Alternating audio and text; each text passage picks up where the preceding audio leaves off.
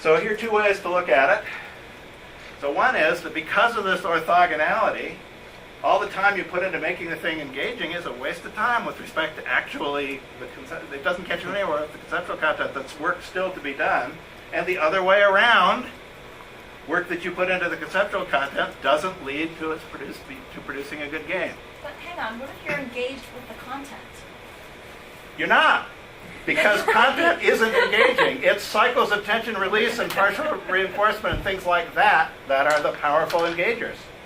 But you could design something that was engaging because of its content. Okay, so I'm going to make a bold and strong statement. That's not a game. That's being in the library and being intellectually excited. That could be.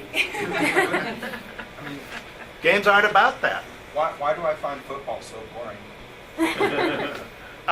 In fact, most sports and lots of movies that you described. Well, I mean, I find movies more boring now that I know this. Thanks. But again, I mean, so how many of you are there? I mean, let's be frank. How many people in this room like football? All right, I guess there's only one. Okay. I'm just saying it's not content. Well, but that's kind of my point, right? Okay, that the things that look like would make games sort of really good for what we're trying to do turn out to have nothing to do with what we're trying to do. But it's worse than that, as I'll try to persuade you here. Okay, so if you look at our students, they're affected by this in a big way. So they're interested in games. They're drawn to the engagement side. As we just saw, that doesn't get you where you need to go. It doesn't get to the concept stuff there. You're working on the wrong stuff. But also, when we try to push the students to emphasize the concepts, you don't get good games. Okay? And that's the other side of it. The conceptual stuff doesn't build engagement in the powerful way, you know, as was brought out. We all, or most of us anyway, do have other forms of engagements in our lives, but again, that's not the one that's not what makes games go. It's what makes what we do go, and what we do isn't mostly games. But you could be forgiven by saying, well, but you know, come on, your students are amateurs, and we can't really conclude anything from this. So I want to give you two real-life examples, an old one and a new one. So these are from the big times. Anybody recognize this? Montronig does. This is the best educational game ever written. Unfortunately, it was written in, 1984 or something like that. It was the high water mark. If you play this game, you will learn a huge amount of a subject called digital logic. And the way that comes about is that the cover story in the game is that you find yourself in the sewers of a city of the future. And you quickly learn that, this is you. You quickly learn that you can't really do anything as you. So you try to move to a certain point and this gremlin appears and grabs you by the collar and puts you back where you started. And you figure out, okay, I can't go there myself. You can only go there by getting inside these robots, of which there's a plentiful supply. And in the early going, that's all you need to do is get to be in the robot. But as the game plays on, it turns out you really can't do things yourself. You can only do them by programming these robots to do them. And this is the interior view of the robot. So you go inside, and I won't give you the details, but there are sensors and effectors of various kinds around the periphery of the robot. And they are made to do things by connecting them with circuits in here. So you have a sort of virtual soldering iron, and you have a kit of little logic gates and stuff like that. So I've only gotten through like 3 levels of this, but people that have penetrated further tell me that you get to a point later in the game where you have to do the following thing. So first of all, you fairly quickly get to the point where what needs to be done can't be done by one robot alone. You have to coordinate the action of multiple robots. And in order to do that, there's a sort of a transceiver thing where any robot can broadcast and the other robots can pick it up. But it's 1 bit wide, as it's called. So it's just a serial channel. So you're either sending a signal or not. But you get to problems that really can't be tackled directly that way. So you have to write something that allows you to have some number of bits, let's say 4 in parallel, serialize them to broadcast them to another robot, and then you have a deserializer that pulls them out of the serial transmission and puts them back together again. This is real digital logic stuff. This is the kind of stuff that people do in building real circuits, and it's in this game. So you might be saying, well, great, isn't this what we're all trying to accomplish? Well, it was a flop. Okay? It didn't even make it off this very early generation of equipment. Now, the good news is, if you're interested in this, and if you like games at all, I think you ought to be, people have made versions that will run in emulators, so you can actually run it. But it just never made it as a game. Great content, I would have said, sort of engaging, but not engaging enough to pull the freight here. Okay, but that's 1984. Let's come up to the present. Maybe some of you know about this. Spore has to have been the most hyped computer game in history. It's created by Will Wright, the most successful computer game designer in history, creator of The Sims.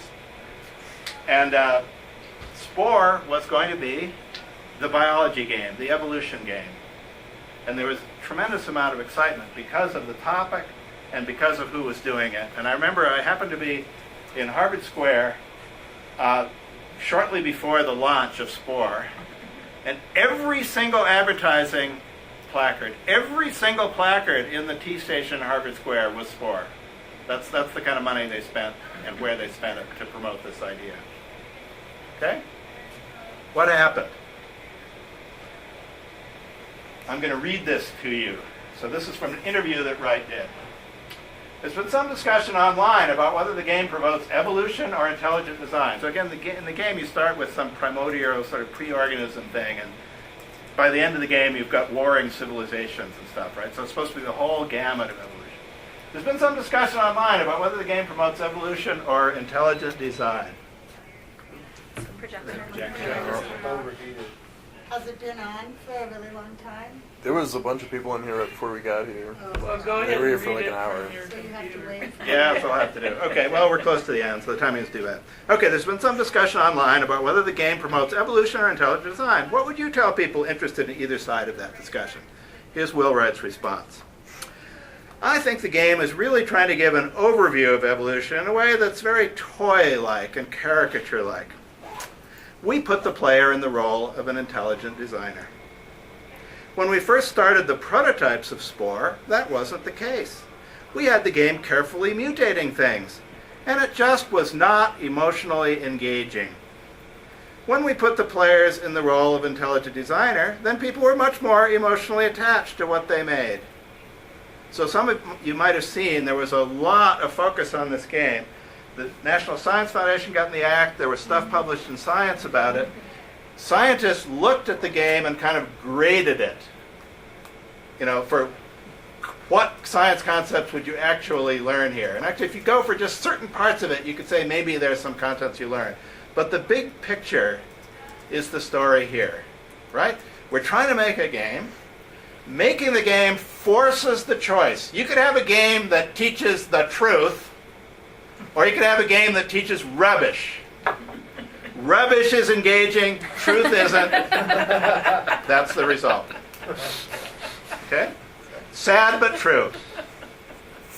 Okay, so what's our response? So this relates in part to what Valerie was saying. So if you could read, oh, it's coming gradually back on again. That's good. All right.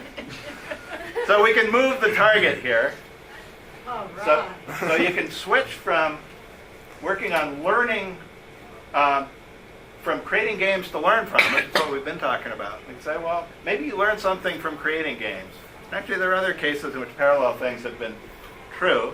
And we have this project that Alex has talked about, the Scalable Game Design Project. Ian is also involved in that. And this is working really well. But it's important to recognize what the difference is. So if you want to understand some concepts about computation, creating games is a good way to learn about computation. But it's learning about computation. It's not learning about, what that stuff I thought we would be learning about, looking at the Atari 800. It's not nothing, but it's nowhere near that vision of, games being, sort of generally powerful tools in our educational system. But another part of the response is that, well, you know, I'm a glutton for punishment. We both are. Actually, Alex, as I said, is a little more Setbacks. optimistic. So we're going to try again. So things we're going to try. So as Susan mentioned, we underestimated the challenge of getting our students to understand in enough depth the conceptual material we wanted them to be dealing with. So that's one of the things we can try. And we don't know yet what else we're going to try. But anyway, that's my pessimistic take. So thanks very much. Yeah.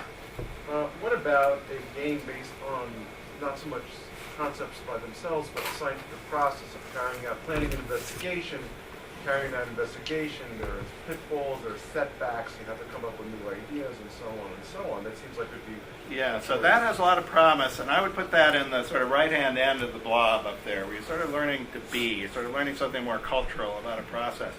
And actually, in fairness, some of the game hype zealots are advocating that. So something I didn't include in the, I forgot the acknowledgments here, so that's important. So NSF sponsors the scalable game design stuff. We also got some support for a high school workshop from Google, Co, and also Patna, our grad students working with Alex on this stuff, and thanks to the students that have been putting up with all this. So some of you might possibly have seen this. This is really a fascinating set of stuff. Keith Devlin is a mathematician. And it's fascinating because he describes a failed multi-million-dollar project. He doesn't talk about who was involved. It probably was Microsoft, from what he says. So you may know Microsoft is big in the game business. So millions of dollars were spent trying to produce a game or games that would promote conceptual learning in, I think it was middle school level mathematics. And Devlin's message is that failed because we didn't spend enough millions of dollars on it. Okay? Now, can you prove that that's not right? Well, no, but one has to be a little bit skeptical about it. But something that's maybe positive with respect to what we've been talking about here is that the approach that Devlin's advocating is a bit like what you were suggesting. So it's kind of like, well, let's not just have sort of math puzzles or whatever. Let's try to create something that gives a sense of the doing of mathematics, more or less. So something that kind of immerses people in a world in which they're doing mathematical things. But, however wonderful that idea was, it wasn't wonderful enough that something like $5 million brought it home. Okay, which again doesn't mean it couldn't be done. But yeah, that's one of the directions that I would tend to go. I mean, we're still trying to crack this particular problem, but if that we've been talking about, but if that one continues to resist, then I might say if people were interested in exploring this, moving to the right-hand end of that blob would be the right thing to do, to sort of put people in a position where they're getting some more contextual sense of what's going on, and good things could come from that. Susan? I just wondered, are you familiar with the math game Green Globs, which is one of the best-selling pieces of math education software of all time, created at least 25 years ago.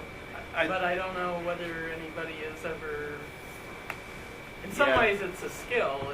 It involves learning how to write equations for curves that will pass through Oh, that's right. randomly distributed green globs, right. and you get more points the more of these globs you manage to go through. Yeah, I would tend to put that in the skill category, and as I said at the outset, and this is a good example of sort of, I hope nobody's, denigrating skill in their mind. Skills are hugely important. Well, it's a pretty complicated skill. It's a complicated skill, and it's an important one, understanding how equations work and how to write them. So.